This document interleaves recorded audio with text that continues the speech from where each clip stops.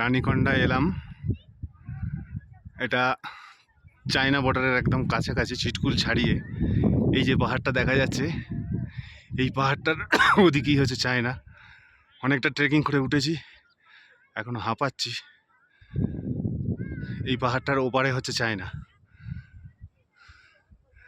এখান থেকে পুরো 360 ডিগ্রি ভিউ পরিষ্কার দেখা যাচ্ছে।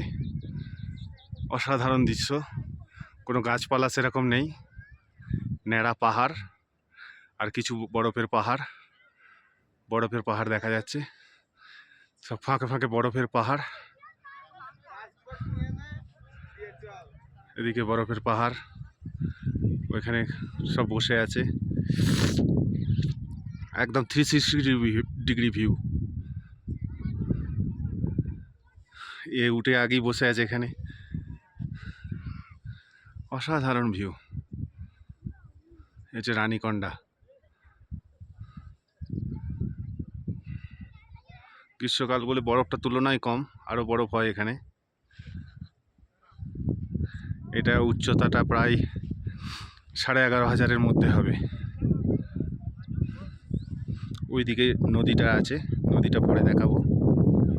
ওইদিকে পড়ে যাচ্ছে, ওই যে নদীটা আসছে দেখা যাচ্ছে।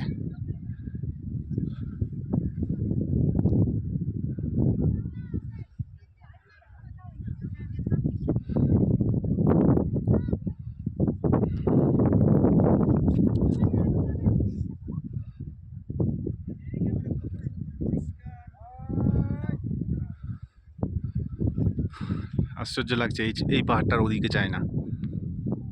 পাহাড়টাও সেরকম, একটাও গাছ নেই, শুধু ঘাস। বিশাল ভ্যালি মতো রয়েছে।